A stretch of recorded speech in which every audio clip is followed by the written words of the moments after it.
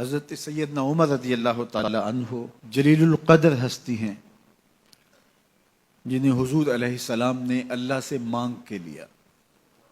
سارے صحابی رسول کریم صلی اللہ علیہ وآلہ وسلم کے مرید ہیں، لیکن جناب عمر میرے حضور کی مراد ہیں۔ 39 لوگ جب اسلام لا چکے، 39ویں شخص حضرت امیر حمزہ رضی اللہ تعالی عنہ تھے، اور ان کا ایمان لانا مسلمانوں کے لیے بہت بڑی ڈھارس اور بہت بڑے حوصلے کا سبب و ذریعہ بنا۔ تو میرے حضور نے ہاتھ اٹھا لیے، کہا اے اللہ، ایک شیر دیا ہے امیر حمزہ، ایک شیر اور عطا کر دے، اب تیری مرضی، عمر بن خطاب دے دے یا عمر بن حشام دے دے۔ حضور دعائیں مانگ رہے ہیں اور یہ ہاتھ میں تلوار لیے غیظ و غضب سے بھرے ہوئے گھر سے نکلتے ہیں کہ بانی اسلام کا چراغ ہی بجھا دینا ہے۔ راستے میں ایک صاحب ملے اور کہا کہ عمر، تیور کوئی اچھے نہیں لگتے، خیر تو ہے، کدھر جا رہے ہو؟ کہا چراغ اسلام بجھانے جا رہا ہوں، یہ روز کا مسئلہ ختم ہونے لگا ہے میرے ہاتھوں۔ مسکرا کے بولے گھر کی خبر تو لو۔ کہا میرے گھر کو کیا ہوا؟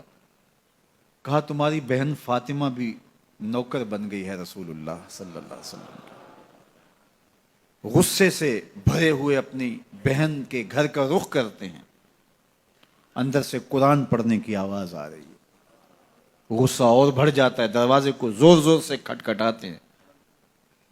اہل خانہ سمجھ گئے ماجرا کیا ہے، گرجدار آواز ہے جناب عمر کی، دروازہ کھولو۔ جلدی سے معلم کو چھپا دیا اور بہن آگے بڑھ کے دروازہ کھولا۔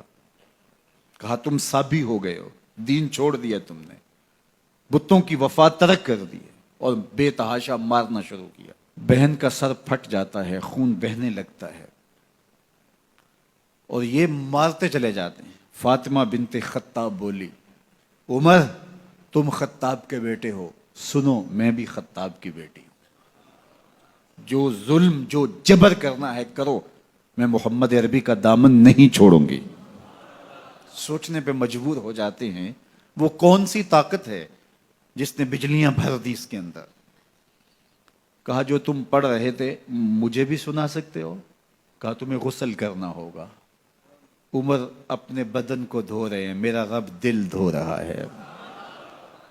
اتنے میں معلم بھی قرآن لے کر آ جاتے ہیں اور قرآن کی تلاوت ہونے لگتی ہے۔ طٰہٰ ما انزلنا علیک القرآن لتشقیٰ، 14ویں رات کے محبوب چاند، ہم نے قرآن اس لیے نازل تو نہیں کیا تھا کہ تم مشقت میں پڑ جاؤ۔ بے تاب ہو گئے، کہا عمر کی عمر برباد ہو گئی، مجھے لے چلو حضور کی چوکھٹ پہ۔ تلوار حمائل کی ہے، بہنوئی ساتھ ہیں، اور حضور کی بارگاہ میں حاضر ہو رہے ہیں۔ دروازے کے سوراخوں سے دیکھا تو صحابہ تشویش کا اظہار کرنے لگے کہ عمر آ رہا ہے، تلوار حمائل کی ہے، ارادے اچھے نہیں لگتے۔ جناب امیر حمزہ نے کہا دروازہ کھول دو، اچھی نیت سے آیا تو استقبال کریں گے، نیت اچھی نہیں ہے تو اس کی تلوار سے اس کی گردن کاٹ دیں گے۔ حضور کے سامنے جا کے بیٹھ گئے، گلے میں کپڑا ڈالا تو حضور نے پکڑ کے کہا عمر ابھی وقت نہیں آیا کہ تم اسلام لے آؤ؟ یہی وقت تھا عمر کے اسلام لانے کا۔ لبوں پہ کلمہ جاری ہو گیا، اللہ اکبر کی صدا اس زور سے گونجی کہ مکے کی گلیاں گونجنے لگیں۔ اسلام لانے کے بعد حضور سے پوچھتے ہیں حضور کیا ہم حق پر نہیں ہیں؟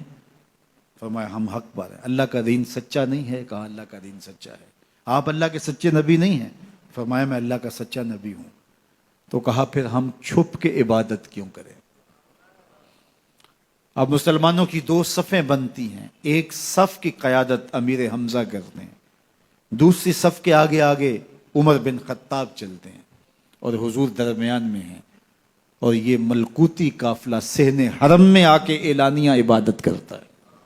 حضرت عبداللہ ابن مسعود رضی اللہ تعالیٰ عنہ فرماتے ہیں عمر کا اسلام لانا اسلام کے لیے عزت کا سبب بنا، اسلام کے وقار کی علامت بن گیا۔ ایک ایک کے دروازے پہ جا کے دروازہ کھٹکھٹا کے کہتے ہیں، وہ تو اور خبر سننے کے لیے بے چین تھے کہ یہ بانی اسلام کی زندگی کا چراغ بجھانے گیا تھا، کوئی خبر لایا ہوگا۔ وہ کہتے ہیں آؤ عمر کدھر آئے ہو؟ کہا تمہیں بتانے آیا ہوں، کمزوروں سے پنجہ آزمائی کرتے رہے ہو، آؤ میرے سے بات کرو، میں محمد عربی کا نوکر بن گیا ہوں۔ اللہ اکبر۔ میرے حضور نے فرمایا جب اچھے لوگوں کا ذکر کرو تو میرے عمر کا ذکر بھی کیا کرو۔ میرے عمر کی زبان پر حق بولتا ہے، سچ بولتا ہے۔ ان الشیطان یفر من ظل عمر، عمر کے سائے کو دیکھ کے شیطان بھاگتا ہے۔ اللہ اکبر۔ اسلام لائے تو زندگی کی ایک ایک سانس اسلام کے لیے وقف کر دی، حضور کا پہرا دیا، حضور کی ناموس کا پہرا دیا، حضور کی شریعت کا پہرا دیا۔ اسلامی فتوحات پھیلیں تو پھیلتی ہی چلی گئیں، کبھی مصر فتح ہو رہا ہے، کبھی ایران فتح ہو رہا ہے، آرمینیا تک مسلمانوں کی افواج پہنچتی ہیں۔ 22 لاکھ مربع میل پر حضرت عمر رضی اللہ تعالیٰ عنہ کی سلطنت پھیل جاتی ہے۔